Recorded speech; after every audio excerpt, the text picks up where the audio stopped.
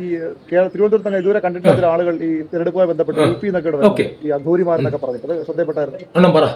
അതൊരു തെരഞ്ഞെടുപ്പ് കേസ് ഉണ്ടാവാൻ സാധ്യതയുണ്ട്. അതായത് അഘോരികൾ അവരുടെ മതപരമായ ചടങ്ങുകൾ പങ്കെടുക്കുന്നതിന് ആരും എതിരില്ല. അവർക്ക് ചില സംരക്ഷണങ്ങളുണ്ട് അഘോരികൾ. ആ തെരഞ്ഞെടുപ്പ് കാര്യങ്ങൾ അവരുടെ കാര്യങ്ങളിൽ പൂജയ്ക്കോ അവർ വിശ്വസിക്കുന്ന വിശ്വാസ പ്രമാണത്തിന്റെ പ്രവർത്തനങ്ങൾ നടത്തുന്നതിന് വേണ്ടി പങ്കെടുക്കുന്നതിന് തെറ്റില്ല. സുപ്രീം കോർട്ട് മതം രാഷ്ട്രീയത്തിൽ ഇടപെടാൻ പാടില്ലെന്ന് ഇന്ത്യൻ ഭരണഘടനയിൽ തന്നെ പറഞ്ഞു. ഭരണഘടന മതപരമായി ബന്ധമുള്ള ആൾക്കാരാണ് ഈ അഘോരികൾ.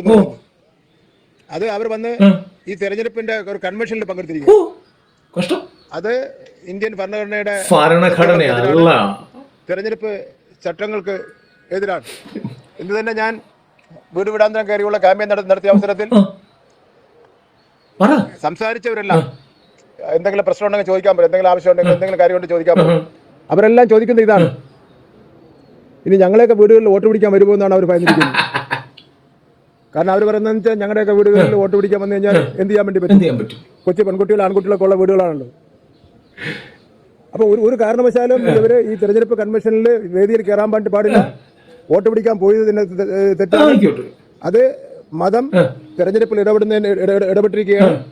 അത് നമ്മുടെ ഭരണഘടനയ്ക്ക് വിരുദ്ധമാണ്, തെരഞ്ഞെടുപ്പ് തത്വങ്ങൾക്ക് എതിരാണ്.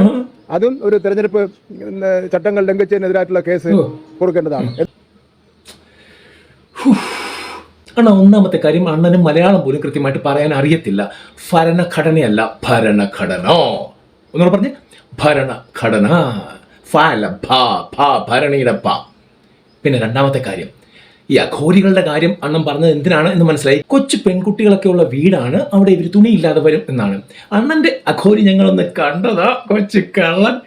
നമ്മൾ ആ മേശപ്പുറത്തൊക്കെ കയറി ഇങ്ങനെ തകിടം പറഞ്ഞ് പോയപ്പം ഒരു വെള്ള അണ്ടർവെയറൊക്കെ ഇട്ട് അതിനകത്തുനിന്ന് അഘോരി പുറത്തിറങ്ങിയായിരുന്നു. അണ്ണൻ കണ്ടില്ലല്ലേ? പഴയ വീഡിയോ ഒന്ന് നോക്കിയാൽ മതി. ബ്ലഡി ഫൂൾ, അവൻ്റെ അഘോരി.